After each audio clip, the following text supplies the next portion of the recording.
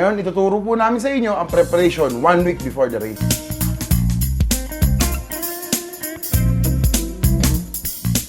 Monday, ako binibigay ko kasi is Exelite. Electrolyte siya. Then ako Tuesday, usually nagpa-flashing ako. So sa morning, nagbibigay ako ng Optidox. Then sa hapon naman, ano naman siya, para antibacterial, pang-cancer. Then Wednesday, yan talaga buong araw, bawang lang. Ika nga, natural antibiotic tayo. Wednesday pa pala ng hapon, nagpapatak din ako ng L-carnitine. Then Thursday, ang binibigay ko is, bibigay ako ng Volplex sa umaga, morning.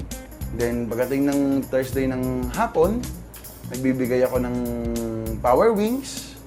Then pagdating ng Friday, Power Wings ulit hanggang i-load. Yan, bago dumating ang laban, may program na kami kung ano yung bibigay namin mga gamot. Binigyan na ako ni Boss Egay kung ano yung papainom ko Lunes hanggang Sabado. Naka-schedule na lahat yun. Para bago yung laban, ayos na lahat. Ang preparation ng pagbibigay ng mga ganyan is kailangan sunugin natin sa katawan nila para mag-gain sila ng muscle. Pero kung sa araw ng loading, bibigyan natin sila ng L-carnitine para pag lumipad sila ng laban, susunugin yung muscle, hindi uubra dahil tataba sila eh.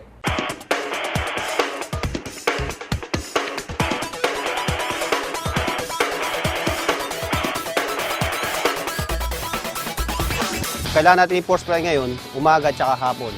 Para makita natin kung lilipad sila maayos dito, para may karga natin mamayang gabi sa club.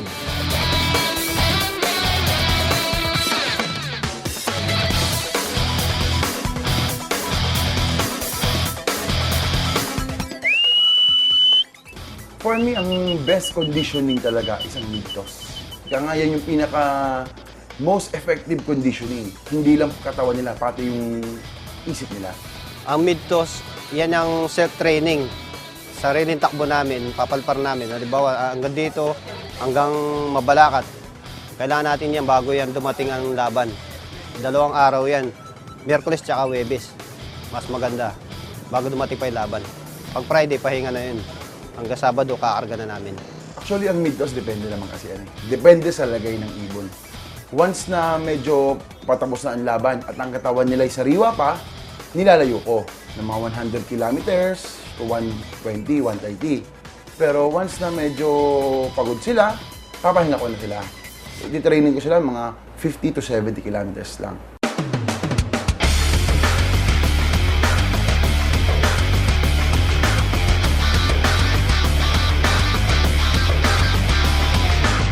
Ngayon, nandito na sila lahat. Tapos natin paliparin, kompleto na lahat sila. Pwede na natin silang pakainin. At na ihanda natin pagkain nila para may pasok na natin mga ibon dito. Actually sa akin kasi hindi ko prefer ang ida-diet natin. Lalo malapit na ang laban, dapat lalo silang lumalakas kumain. Kasi nga, yung lipad nila todo na eh. So para may masususunog sila. Dahil pag dinayet natin yan, pagdating ang laban, ang ibon natin, puro payatot na. 2 beses natin sila pakainin sa isang araw. Umaga, tapon. Sa umaga, alas 10 ng umaga.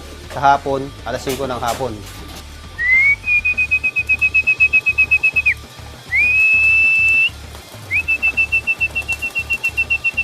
Actually, hindi ako nag-a-adjust ng feeds. Kung ano yung mix na binibigay ko, yun lang. Takot kasi ako dahil lalo yung crucial na yan, 1 week before the race, nag-adjust tayo ng feeds at malaki ang pinagkaiba. 100% maglulugo ng ibon, makakalbo. So, yun ang iniiwasan natin. Dahil once na naglugo ng katawan yan, masakit niya maglumilipad.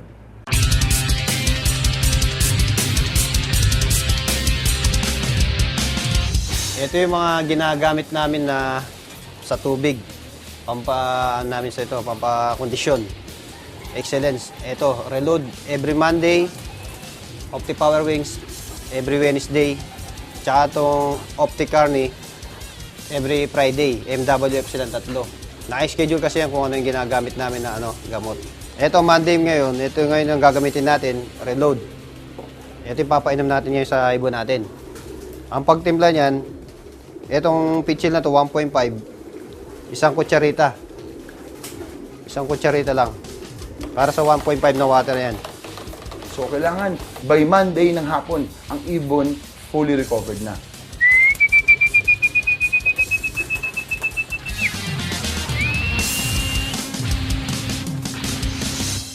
Kaya natin pinapainom ng reload para mabilis na ma-recover yung katawan nila.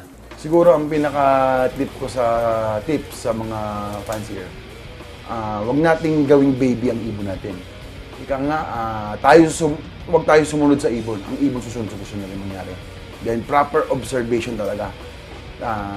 Tsaka yung dapat talagang tutukan natin. Huwag natin sila pabayaan. Once na pinabayaan natin yan, malingat tayo ng isa, malaki ang pwede mangyari. Malaki ang pwede magbago.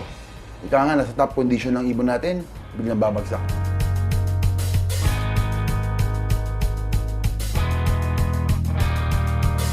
Ako si Egaya para sa Alagang Magaling!